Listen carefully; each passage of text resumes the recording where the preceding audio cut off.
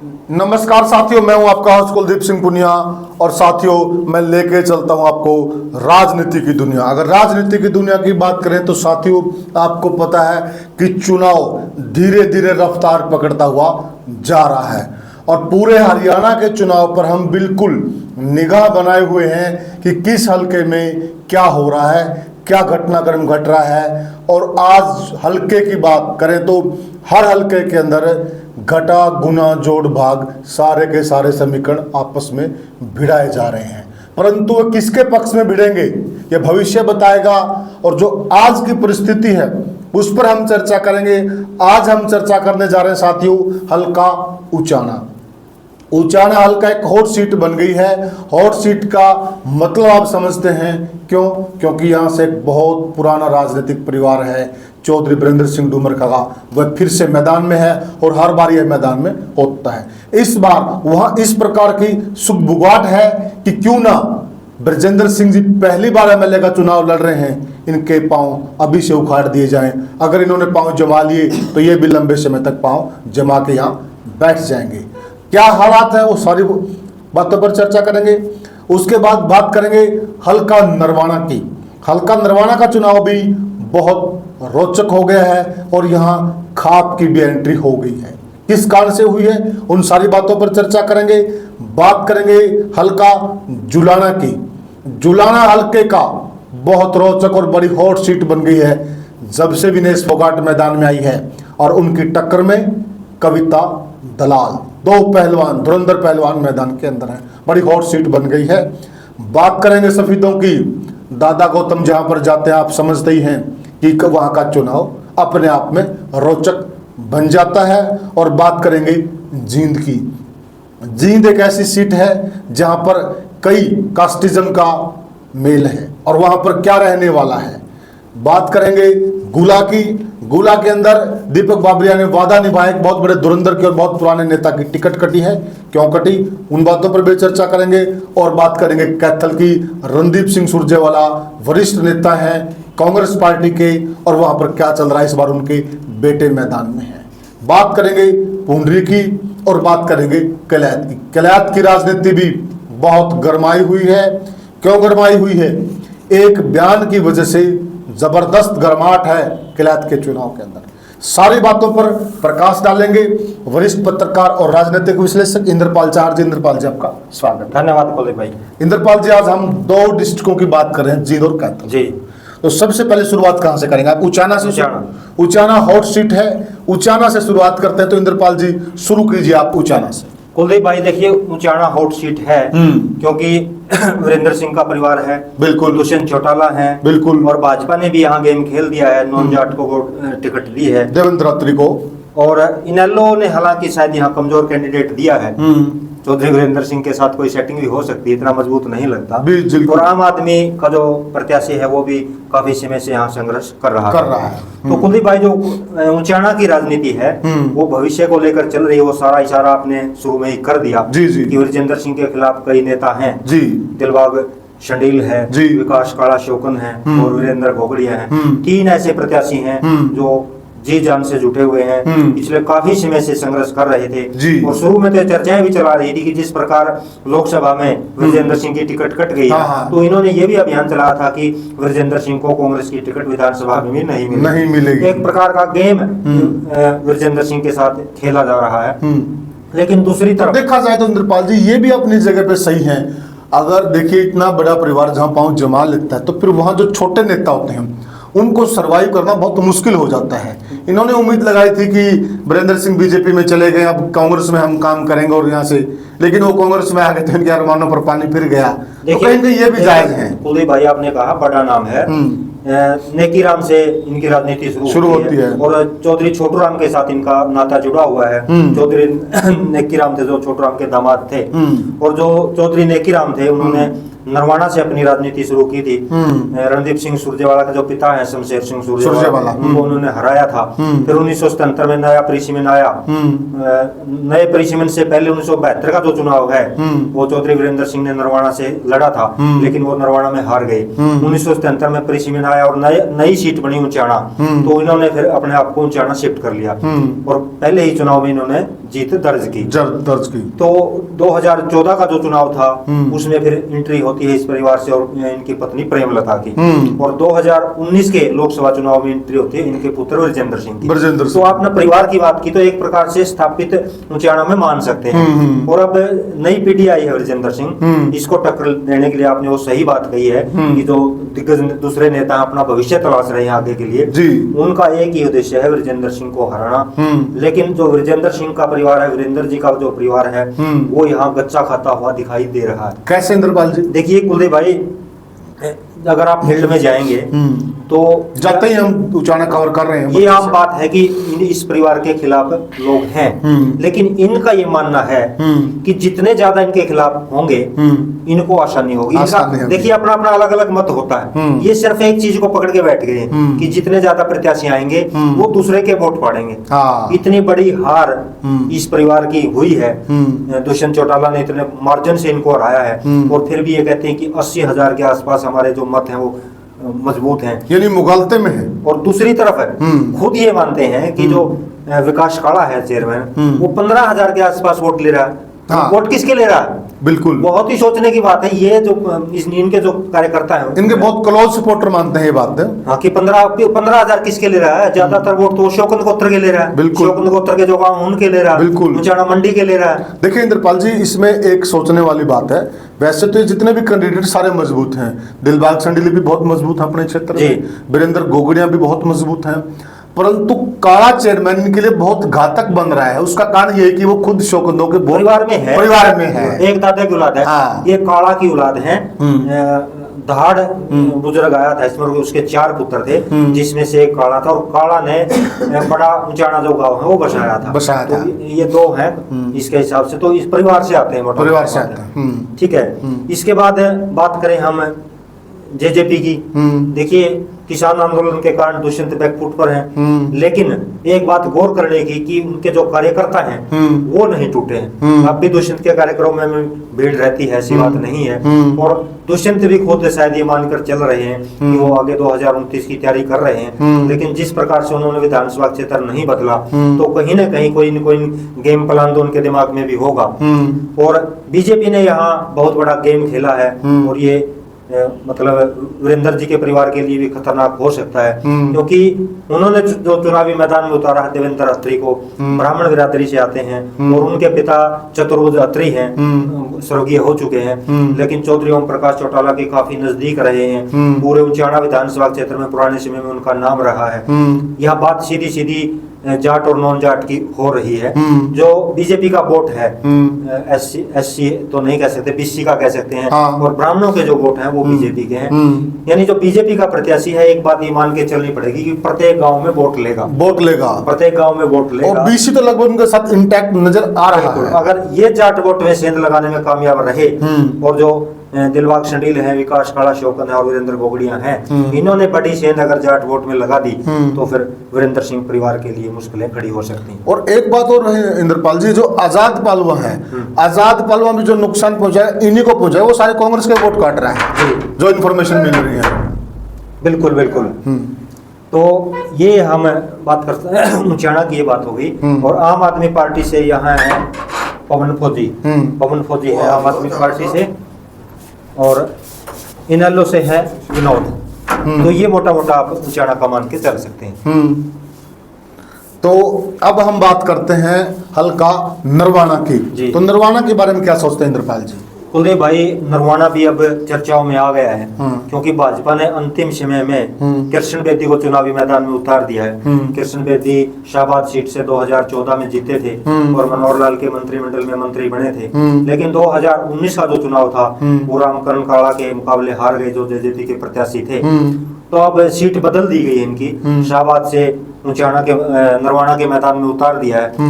हालांकि इनका जो 3 पीढ़ी पहले का नाता है वो कड़ौदा गांव से बताया जाता है, लेकिन ऐसा कहा जाता है कि अब इनका वहां कोई आना जाना नहीं है।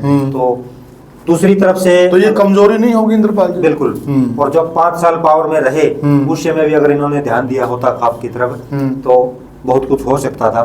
यहाँ पर कांग्रेस से प्रत्याशी की बात करें तो सतवीर दबलैन यहाँ हैं। सतवीर दबलैन व्यक्तिगत तौर पर काफी मजबूत हैं मेहनत के मामले में। पिछले 10-15 साल से मेहनत कर रहे हैं जब से परिसीमन लागू हुआ है। चौधरी रणदीप सिंह सुरजेवाला के माध्यम से राजनीति करते हैं और पूरे हरियाणा में अपने बेटे आदित्य के बाद, सुरजेवाला के बाद केवल नरवाना की ही वो सीट है जो रणदीप सिंह सुरजेवाला के कोटे में आई है। लेकिन रणदीप सिंह सुरजेवाला ने जो टिकट दी है सतवीर दबलैंड को, जो दबलैंड गाँव है वो किसी खाप में नहीं आता। और अगर खाप की बात करें तो बिनैन खाप का बहुत बड़ा रोल नरवाना विधानसभा क्षेत्र में है। तो सतवीर दबलैंड मेहनत के मामले में नंबर 1 है, कोई दिक्कत नहीं है। लेकिन अगर चुनाव लास्ट में अगर खाप की तरफ चला गया तो फिर सतवीर दबलैंड को मुश्किल हो सकती है। और खाप इस बार इन्वॉल्व भी बताई जा रही है इंद्रपाल जी। देखिए, बहुत बड़ी समस्या कुलदीप भाई खाप के सामने खड़ी हो गई है, क्योंकि विद्या रानी धनोता और संतोष धनोता पिछले 2 इससे पहले, ये तो तीसरा है, इससे पहले जो 2 चुनाव थे 2014 का और 2019 का, कांग्रेस की और बीजेपी की टिकट पर चुनाव यहाँ लड़ती रही है। लेकिन इस बार विद्या रानी धनोता की भी टिकट शिफ्ट हो गई, इनेलो पर आ गई और संतोष धनोता जेजेपी पर आ गई। ठीक है, रोचक हो गया। रोचक मतलब मोटा मोटा कहने का मतलब ये है कि धनोता गांव से ये पहले भी थी, अब भी आ गई। अगर खाप इनमें से एक को लेके चलती है, विद्या रानी धनोता में से और संतोष धनोता में से, फिर तो मजबूत है, कोई दिक्कत नहीं। अच्छा। और इसमें सबसे ज्यादा चांस है, वो जो समाचार प्राप्त हो रहे हैं, ऐसा है कि जो बिनैन खाप है वो शायद इनेलो की तरफ जाएगी, क्योंकि जो जेजेपी का सिस्टम था वो पीछे जो आंदोलन चले उसमें कमजोर है। तो संतोष जो धनोता थी पहले वो टिकट पर थी, मजबूत कह सकते थे, लेकिन जब से जेजेपी की टिकट पर आए हैं, इस बार हो सकता है कि खाप विद्या रानी की तरफ हो जाए। और ऐसे भी समाचार हैं, क्योंकि धनोता गांव से एक और बड़ा चेहरा इनेलो की टिकट के लिए काफी समय से संघर्ष कर रहा था, पिंकी धनोता।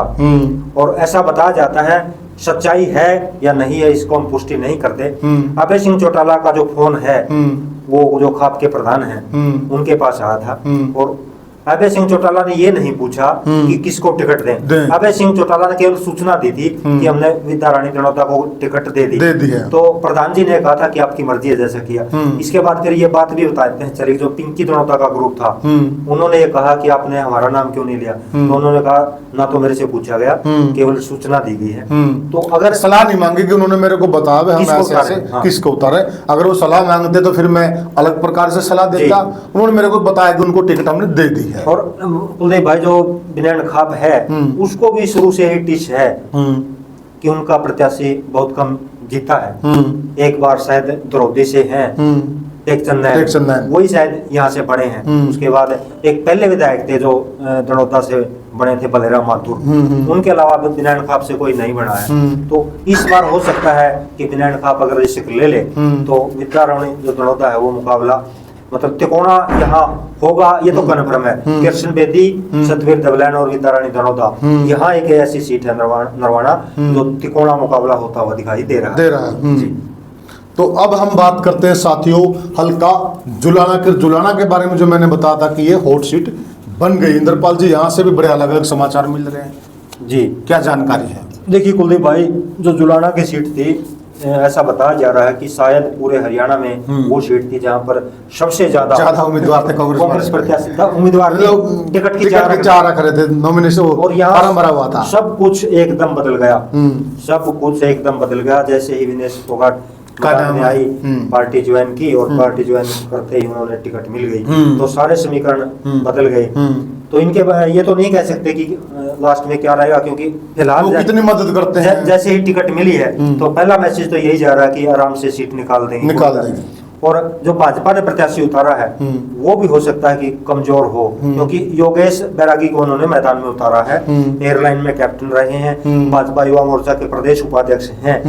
लेकिन जो जुलाना विधानसभा क्षेत्र है या पूरा हम जींद जिला कह सकते हैं, जाटलैंड का गढ़ है, और जाटलैंड के गढ़ में बीजेपी द्वारा जुलाना से मतलब जाट को न उतारना और विनेश अंतर्राष्ट्रीय पहलवान के सामने ये कैंडिडेट देना, तो जो पहला संदेश है वो तो इसी की तरफ जा रहा, विनेश पहलवान की तरफ।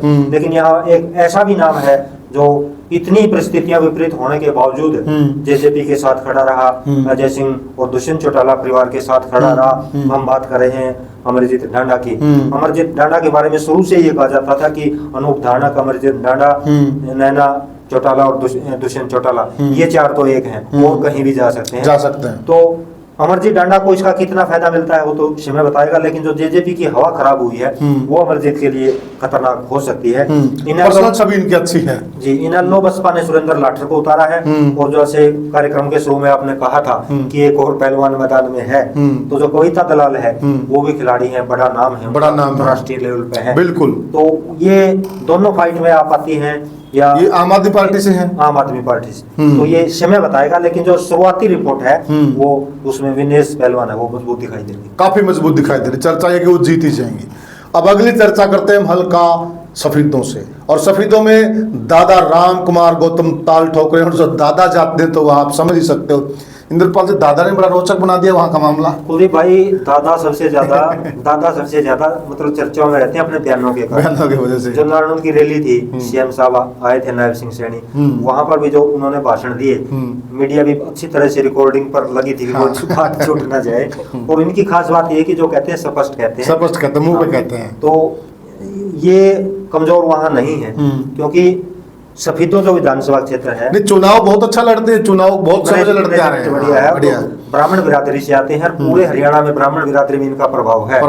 तो नारनौल से भी इनके प्रचार में अभियान में लोग जाएंगे, काफी लोग गए हुए हैं वहाँ पे। और कांग्रेस की बात करें तो वर्तमान जो विधायक हैं सुभाष गांगुली, वो कांग्रेस की तरफ से हैं, ये भी कमजोर नहीं है, क्योंकि सफेदों विधानसभा क्षेत्र में देसवाल गोत्र का बहुत महत्व है, उनका एक गाँव है, और सुभाष गांगुली देसवाल गोत्र से आते हैं, वर्तमान में विधायक हैं। इनेलो से पिंकी कालवा हैं, जसपा से सुशील कुमार हैं, और आम आदमी पार्टी से निशा देसवाल हैं। लेकिन यहाँ जो मुख्य मुकाबला है वो दादा राम कुमार गौतम और सुभाष गांगुली में होता हुआ नजर न आ रहा है। एक रोचक और भी है इंद्रपाल जी, दादा राम कुमार गौतम नारनौल से हैं और सुभाष गांगुली नारनौल हल्के के भांजे हैं, तो ये भी बड़ा रोचक है।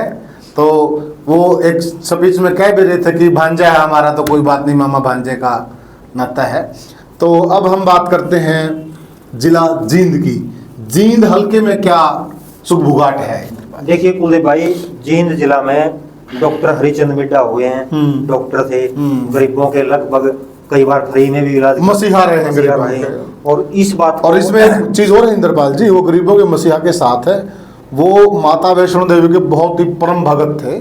उनके हॉस्पिटल में भी माता की बहुत बड़ी तस्वीर लगी रहती थी, और वो वैष्णो देवी में उनका भंडारा भी चलता था। और यहाँ पर भी वो माता के जब नवरात्रे वगैरह आते थे तो गरीबों के लिए बहुत कुछ करते थे। और समाज से भी कुलदीप भाई, जो डॉक्टर हरिचंद मिड्डा की पॉपुलैरिटी थी उसको महसूस किया चौधरी ओम प्रकाश चौटाला ने। चौधरी ओम प्रकाश चौटाला को राजनीति का खिलाड़ी माना जाता है। तो जाटलैंड है जो जींद जिला, उसमें से जींद ही एक ऐसा विधानसभा क्षेत्र था जो अर्ध शहरी हम उसको कह सकते हैं, क्योंकि जींद शहर के साथ कम से कम 20-22 गांव भी उसमें हैं, बड़े बड़े कंडेला है, बड़े बड़े गांव हैं। बिल्कुल। तो चौधरी ओम प्रकाश चौटाला ने महसूस किया कि अगर डॉक्टर हरिचंद मिड्डा जो काफी पॉपुलर हैं, उनको अगर चुनावी मैदान में उतारा जाता है तो जो गांव के वोट हैं वो इनेलो की तरफ के कारण मिल जाएंगे, और जो शहरी वोट है वो डॉक्टर के कारण आ जाएगा। और चौधरी ओम प्रकाश चौटाला की जो नीति थी वो कामयाब हुई, और डॉक्टर हरिचंद मिड्डा इनेलो की टिकट पर जीते शायद 2-3 बार वो जीते हैं। 2 बार जीते। और उनकी मृत्यु के बाद जब उपचुनाव हुआ जींद का, तो इनके जो पुत्र हैं कृष्ण मिड्डा, वो बीजेपी में चले गए, तो उसके बाद बीजेपी से लगातार जीतते आ रहे हैं। तो इनको किसी भी प्रकार से हम कमजोर नहीं मान सकते। और दूसरी तरफ भी जो परिवार है कांग्रेस पार्टी से, वो भी बड़ा नाम है, महावीर गुप्ता है, शनोप मांगेराम गुप्ता। मांगेराम गुप्ता का बहुत बड़ा नाम है, नेता रहे कांग्रेस, वित्त मंत्री रहे हैं, कई बार विधायक बने हैं, काफी क्लोज चौधरी भजन लाल के जी। और इनेलो से धर्मपाल है, जेजेपी से एनएन शर्मा है, और आम आदमी पार्टी से वजीर डांडा है। वजीर डांडा शायद पहले मेरे हिसाब से कांग्रेस की राजनीति कर रहे थे, कांग्रेस टिकट नहीं मिलने के बाद ये आम आदमी में चले गए हैं। लेकिन लगता है कि जो मुख्य मुकाबला है वो डॉक्टर कृष्ण मिड्डा और महावीर गुप्ता में रहने वाला है, और दोनों नई पौध हैं, क्योंकि दोनों के जो पिता हैं वो पहले विधायक रह चुके हैं। और एक और बात, खास बात है कुलदीप भाई, जींद जिला की हमने 5 विधानसभा सीटों की बात की, भाजपा ने बहुत ही आश्चर्यजनक रूप से पांचों सीटों पर एक भी जाट प्रत्याशी को मैदान में नहीं उतारा। ये एक बहुत बड़ी बात है, और जाटलैंड का गढ़ माना जाता है जींद को, लेकिन उसमें भाजपा ने एक भी जाट प्रत्याशी को चुनाव मैदान में नहीं उतारा। और इस बार तो कांग्रेस ने विश्व में चर्चा करें, काफी जाटों के टिकट। तो अब हम चलते हैं साथियों गुला, हल्का गुला के बारे में विवरण दीजिए इंद्रपाल जी। कुलदीप भाई, गुला विधानसभा क्षेत्र से जो 2019 में विधायक बने थे ईश्वर सिंह जेजेपी की टिकट पर जी। और इनके बारे में खास बात यह है कि जब 1977 में पहली बार गुला विधानसभा क्षेत्र बना था तो गुला के भी ये पहले विधायक थे 1977 में। इतने लंबे समय तक इन्होंने संघर्ष किया और 2019 में दोबारा जाकर बने, बीच में कभी नहीं बने। और जेजेपी में चुनाव लड़ते रहे। जेजेपी में आने से पहले कुमारी शैलजा के काफी नजदीकी रहे हैं। कुमारी शैलजा ने इनको कांग्रेस में होते जब ये कांग्रेस में थे राज्यसभा में भेजा है।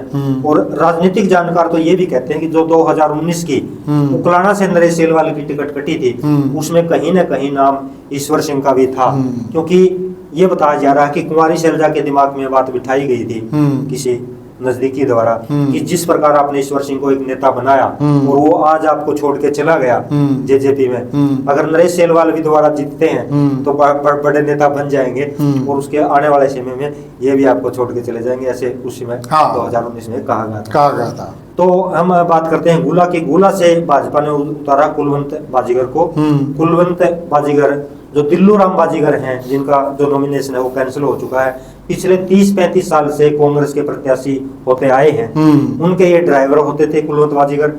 2014 से पहले इन्होंने 5 साल संघर्ष किया और भाजपा ने इसके संघर्ष को देखते हुए 2014 में इनको टिकट दी और इन्होंने पहली बार गुला विधानसभा क्षेत्र में कमल का फूल 2014 में खिलाया। लेकिन 2019 में रवि तारावाली इन पर भारी पड़े, तो भाजपा पार्टी ने इनकी टिकट काट दी और रवि तारावाली को दी। वो उस समय के जिला पार्षद थे 2019 में, उनको टिकट दी कुलवंत बाजीगर। उसके बावजूद कुलवंत बाजीगर बीजेपी में बने रहे और उसका आज ये उनको इनाम मिला है कि 2024 में उनको एक बार भाजपा ने फिर मतलब अपना प्रत्याशी बनाया है। कांग्रेस की बात करें तो जैसा कि कुलदीप जी ने शुरू में ही बता दिया था कि दीपक बावरिया जी ने अपना वादा निभाया है।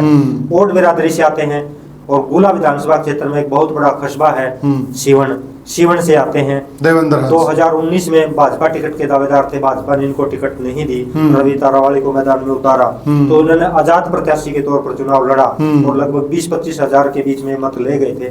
वही कारण रहा कि इस मजबूत प्रत्याशी इनके मतों को देखते हुए इस बार कांग्रेस ने इनको चुनावी मैदान, उस वक्त भी चर्चा था हम जब गए थे तो इनको मिलना चाहिए टिकट। दीपक बावरिया उन्होंने ओट बिरादरी से वादा किया था कैथल में कि एक टिकट आपको देंगे, उन्होंने इसको निभाया। इनेलो बसपा से पूनम सुल्तानिया है, जजपा से कृष्ण बाजीगर हैं और आम आदमी पार्टी से हैं राकेश खानपुर। लेकिन यहाँ एक और दूसरा बड़ा नाम है आजाद प्रत्याशी नरेश डांडे का, जो इनके पिता हैं वो भी गुला से विधायक रह चुके हैं। तो नरेश डांडे भी मतलब कुछ प्रभावित कर सकते हैं। दिल्लू राम बाजीगर कांग्रेस के दावेदार थे, उनको टिकट नहीं मिली। उन्होंने गलती ये कर दी कि टिकट मिलने से पहले उन्होंने जो नॉमिनेशन किया उसमें कांग्रेस पार्टी का नाम रख दिया, लेकिन कांग्रेस को उन्होंने टिकट नहीं मिली तो उनका जो नॉमिनेशन था वो कैंसिल हो गया। अब हम बात करते हैं कैथल हल्का की। कैथल हल्का आप जानते हैं सुरजेवाला परिवार का गढ़ रहा है और इस बार तीसरी पीढ़ी चुनाव लड़ रही है शमशेर सिंह सुरजेवाला के पोते आदित्य सुरजेवाला। तो क्या कहेंगे आप कैथल के लिए, क्या कहेंगे? कुलदीप भाई देखिए, जो शमशेर सिंह सुरजेवाला थे वो बिल्कुल राजनीतिक के खिलाड़ी रहे हैं। बिल्कुल। जब शमशेर सिंह सुरजेवाला को पता था कि आने वाले कुछ समय के बाद परिसीमन हो सकता है और उनका बेटा रणदीप सिंह सुरजेवाला राजनीति में सेट हो चुके थे, तो 2005 का जो विधानसभा चुनाव था उन्होंने शमशेर सिंह सुरजेवाला जी ने कैथल का रुख किया और वहां से जीत गए और रणदीप सिंह सुरजेवाला नरवाना से जीते। और जब नया परिसीमन आया तो रणदीप सिंह सुरजेवाला, जब उनका जो विधानसभा क्षेत्र था नरवाना वो रिजर्व हो गया, उससे पहले ही एक योजना पहले ही शमशेर सिंह सुरजेवाला ने कैथल में जमीन तैयार कर दी थी। बिल्कुल। तो परिसीमन के बाद रणदीप सिंह सुरजेवाला कैथल में आ गए। 2009 और 2014 में वो जीते और मंत्री बने, लेकिन 2019 में वो मात खा गए। बहुत ही लगभग शायद 1100 वोटों से वो लीलाराम गुर्जर से हारे हैं और इस बार भी लीलाराम गुर्जर ने भाजपा को चुनावी मैदान में उतार दिया है। पूरे 2000 में जब चौटाला सरकार बनी थी तो लीलाराम गुर्जर कैथल से जीते थे और 2019 में फिर वो भाजपा की टिकट पर जीते हैं, रणदीप सिंह सुरजेवाला को हराया था। और इस बार रणदीप सिंह सुरजेवाला के जो बेटे हैं आदित्य सुरजेवाला वो चुनावी मैदान में हैं। अब मोटे तौर पर यहाँ रणदीप सिंह सुरजेवाला का जो परिवार है उसको यहाँ हैवी माना जा रहा है लीलाराम गुर्जर के मुकाबले में। इनेलो की बात करें तो इनेलो से अनिल तंवर है, चौड़क गांव है, बहुत बड़ा गांव है, चौड़क से वो आते हैं। 2019 में भी वो इनेलो से प्रत्याशी थे। जजपा की अगर बात करें तो संदीप गढ़ी युवा चेहरा है, जाट बिरादरी से आते हैं। और आम आदमी पार्टी की बात करें तो मास्टर सतवीर है गोयत। तो रणदीप सिंह सुरजेवाला का जो परिवार है, आदित्य सुरजेवाला जो प्रत्याशी हैं, उनके लिए ये जो दो प्रत्याशी हैं संदीप गढ़ी और मास्टर सतवीर गोयत, ये परेशानी कर सकते हैं। लीला गुर्जर शायद इतनी परेशानी ना करें क्योंकि ये दोनों जाट बिरादरी से आते हैं और पिछले काफी समय से दोनों फील्ड में लगे हुए हैं, सक्रिय हैं जी, आना जाना बना हुआ लोगों के साथ। तो साथियों, अब हम बात करते हैं पुंडरी विधानसभा की। पुंडरी विधानसभा की क्या रिपोर्ट्स आ रही है इंद्रपाल जी? कुलदीप भाई, पुंडरी विधानसभा क्षेत्र के बारे में पूरे हरियाणा में ये चर्चा है, हकीकत है। 1996 से लेकर 2019 तक पुंडरी विधानसभा क्षेत्र से निर्दलीय प्रत्याशी जीत, बहुत ही रोचक रिकॉर्ड है साथियों पुंडरी विधानसभा का। ये ऐसी विधानसभा है, ये पार्टियों पर भरोसा ही नहीं जताती इंद्रपाल जी, बिल्कुल है। ये क्या कारण है? देखिए, अगर हम 2014 की बात करें, भाजपा की टिकट पर रणधीर सिंह गोलन चुनावी मैदान में थे। पूरी रोड बिरादरी भी उनके साथ थी और उनको विनिंग कैंडिडेट माना जा रहा था, लेकिन वो भाजपा की टिकट पर थे, शायद इसलिए आ गए। 2019 में उन्होंने भाजपा की टिकट लेने से इनकार कर दिया और 2019 में वो निर्दलीय जीते। आप देख सकते हैं कि मतलब निर्दलीयों क्या रोचक है वहां पर ऐसा। तो कुलदीप भाई, भाजपा ने सतवीर जांबा को उतारा है, समाज सेवी हैं, सीएम के करीबी हैं और रोड बिरादरी से आते हैं। कांग्रेस ने सुल्तान सिंह जडोड़ा को चुनावी मैदान में उतारा है। जब चौधरी भूपेंद्र सिंह हुड्डा प्रदेश के मुख्यमंत्री थे तो सुल्तान जडोड़ा यहाँ से जीते थे और मुख्य संसदीय सचिव रहे थे और रोड बिरादरी से आते हैं। एक बार फिर चौधरी भूपेंद्र सिंह हुड्डा ने उन पर विश्वास जताया है। बहुत ही शरीफ छवि है, ईमानदार छवि के नेता हैं और यही सब कुछ इनके प्लस में जा सकता है। इनेलो बसपा से इसम बुक्कल है, जजपा से कोई नहीं है, जजपा से यहाँ चुनाव मैदान में नहीं उतारा है। लेकिन आम आदमी पार्टी से बहुत मजबूत प्रत्याशी चुनाव मैदान में है। शायद जहां तक जितना जिक्र अब तक हमने किया है इनेलो का, सबसे मजबूत प्रत्याशी आम आदमी का कैथल जिले में है। वो नाम है नरेंद्र शर्मा का, जो पुंडरी से आजाद प्रत्याशी के तौर पर चुनाव जीत चुके हैं जी और पबनावा गांव से आते हैं। एक ऐसे नेता हैं जो पिछले 4 चुनाव लगातार 4 या 5 चुनाव लगातार लड़ते आ रहे हैं, लेकिन इनका जो मत है वो आज तक कम नहीं हुआ। अच्छा, एक निर्दलीय अगर चुनाव लड़ता है 25-30 हजार वोट ले जाता है तो अगले चुनाव में 5-7 हजार पर आ जाता है, लेकिन इनका जो मतदाता है वो 25 से कम नहीं हुआ। तो आम आदमी पार्टी के कार्यकर्ताओं का अगर इन्हें सहयोग मिला तो ये कमजोर नहीं है। ब्राह्मण बिरादरी से आते हैं, पूर्व विधायक हैं और दबंग हैं। अच्छा। यही इनकी खासियत है, अपने कार्यकर्ता के लिए लड़ते हैं, दबंग हैं। और 2019 में जो आजाद प्रत्याशी के तौर पर जीते थे रणधीर गोलन, वो एक बार फिर चुनावी मैदान में हैं और शायद दिनेश कौशिक भी जो पूर्व विधायक हैं वो भी शायद मैदान में हैं। और जाट बिरादरी की बात करें तो सज्जन सिंह ढोल पहले चुनाव लड़ चुके हैं, वो भी चुनाव मैदान में है, पाई गांव से आते हैं और जो बुजुर्ग हैं वो जानते हैं सज्जन सिंह ढोल के जो पिता हैं हरफुल सिंह ढोल पाई वाले, हिसार में भी डीसी रहे हैं पुराने समय में, 1980 के दशक में शायद रहे। एक बड़ा नाम है इनका, ये भी चुनावी मैदान में है। लेकिन इन सब को टक्कर देने के लिए यानी मुख्य मुकाबले में रहने वाला जो चेहरा है वो हो सकता है सतवीर भाणा, जो कि 2019 में रणदीप सिंह सुरजेवाला के माध्यम से कांग्रेस की टिकट लेकर आए थे और इस बार भी पूरी संभावनाएं जताई जा रही थी कि अगर रणदीप सिंह सुरजेवाला की पुंडरी में चली तो कांग्रेस की टिकट सतवीर भाणा की होगी, लेकिन ऐसा हो नहीं सका। लेकिन सतवीर भाणा का व्यक्तिगत वोट बैंक है, वो चुनावी मैदान में आजाद प्रत्याशी के तौर पर आ चुके हैं। जो पहली रिपोर्ट है वहां, बाकी डिटेल में बाद में जाएंगे, पहली रिपोर्ट यही आ रही है कि जो पुंडरी की जंग है वो कांग्रेस प्रत्याशी पूर्व विधायक सुल्तान जडोड़ा और आजाद प्रत्याशी सतवीर भाणा के बीच होती हुई दिखाई दे रही है।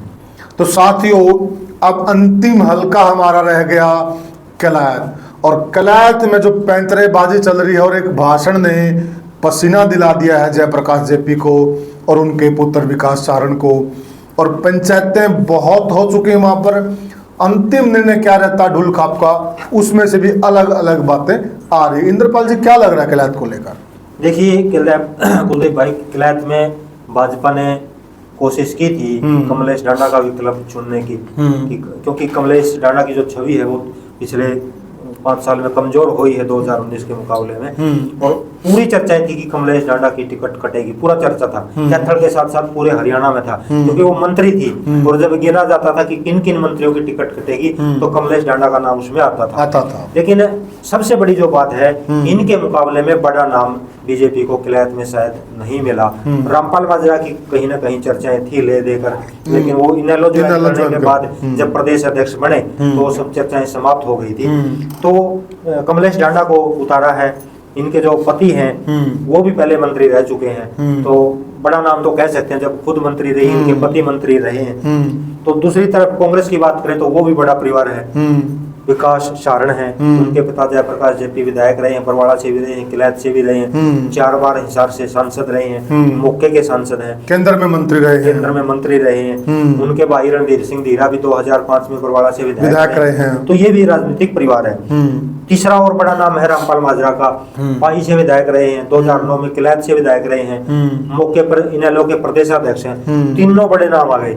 चौथा बड़ा नाम आता है अनुराग डांडा का, आम आदमी पार्टी के उपाध्यक्ष हैं, धनौरी गांव से आते हैं, लेकिन जो किठाना और 1-2 गांव हैं डांडा गोत्र के, उन्होंने खुला समर्थन कर दिया। तो चुकोना मुकाबला तो ये बन गया। इसके बाद एक और बड़ा नाम आता है सतविंदर राणा का। राजौंद से विधायक रहे, परिसीमन के बाद जब राजौंद को समाप्त कर दिया गया तो उनको कालका भेज दिया गया, वो हार गए।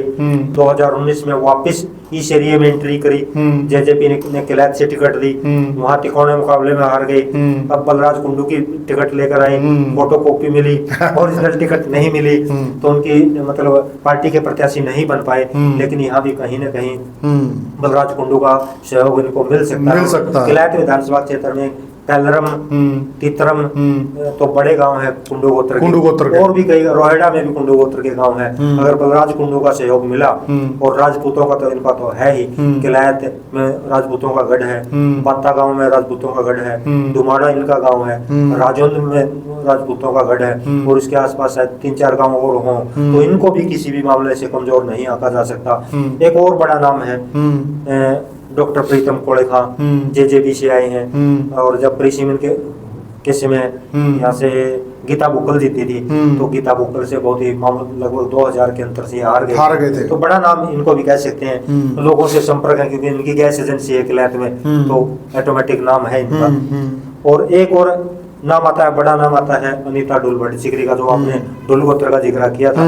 तो ये कांग्रेस की टिकट मांग रही थी कुमारी शैलजा के माध्यम से, तो इनको टिकट नहीं मिली, तो उन्होंने आजाद प्रत्याशी के तौर पर नाम भर दिया है, और इनके ऑफिस में जाओगे तो भरा मिलता है, तो वोटों में कितना कन्वर्ट होता है वो देखने वाली बात है। और एक और नाम है पंडित विनोद निर्मल का, वो भी चुनाव लड़ चुके हैं। कुलदीप पार्टी की जो हरियाणा जनहित कांग्रेस थी उसे चुनाव लड़ चुके हैं, कुलदीप के माध्यम से अब भी टिकट मांग रहे थे, लेकिन टिकट नहीं मिली। तो आप मान सकते हैं कि कमलेश डांडा, विकास सारण, रामपाल माजरा, डॉक्टर प्रीतम कोड़ेखा, अनुराग डांडा, सतविंदर राणा, पंडित विनोद निर्मल और अनीता ढुल सिकरी, 7 नाम हैं, और 7 में से अपने आप को कोई कमजोर नहीं समझ रहा है। तो साथियों, किलायत का जो चुनाव बहुत रोचक होने वाला है। आपने देख ही लिया, जो हमने नाम बताए हैं अपने आप में धुरंधर हैं, परंतु समाचार वहां से मिल रहे हैं कि जो मुख्य मुकाबला है वह रहने वाला है विकास सारण, और इनेलो के जो प्रत्याशी हैं रामपाल माजरा जी, उनके बीच में मुख्य मुकाबला रहने की संभावना है। देखिए कुलदीप भाई, फिलहाल किसी को कमजोर नहीं आ सकता। कमलेश डांडा जाट बिरादरी से है, लेकिन जो दूसरी बिरादरियों का जो बीजेपी का व्यक्तिगत वोट है, बीसी वोट, वो भी अगर मिला, वैसे तो ये जाट कैंडिडेट काफी है, डिवाइड हो जाएगा वोट, और बीसी का इसको मिल जाएगा। बीजेपी का अपना बंधा वोट है, और कमजोर नहीं कह सकते इसको। यानी कि फिर कई सत्येंद्र राणा भी, आज की जो स्थिति है, आज में से इनमें से कोई भी कम नहीं, कोई भी कम। तो इंद्रपाल जी का साफ कहना कि बिल्कुल फंसा हुआ चुनाव है, बिल्कुल, इनमें किसी को कमजोर आंका नहीं जा सकता है। आप क्या सोचते हैं साथियों? आप भी हमें कमेंट सेक्शन में जरूर बताएं, और वीडियो को ज्यादा से ज्यादा शेयर करें, और आप कमेंट सेक्शन में ये बताएं आप कौन से हल्के से, और उस हल्के की पोजीशन क्या है, हमें यह जरूर बताएं साथियों। और आपका प्यार हमें, चाहे तो अपना मोबाइल नंबर भी डाल सकते। हाँ मोबाइल नंबर भी डाल दें, हम आपसे बात भी करेंगे, हमें कोई जानकारी लेनी होगी तो। और साथियों आपका प्यार मिलते रहना चाहिए, आपका प्यार हमें सदैव मिल रहा है, आगे भी हम उम्मीद करते हैं आपका प्यार हमें और ज़्यादा मिले साथियों। आपके प्यार के लिए सब कुछ हम कर रहे हैं साथियों। तो आपसे हम निवेदन करते हैं कि ज़्यादा से ज़्यादा वीडियो को शेयर करें और चैनल को सब्सक्राइब करें। राम राम साथियों।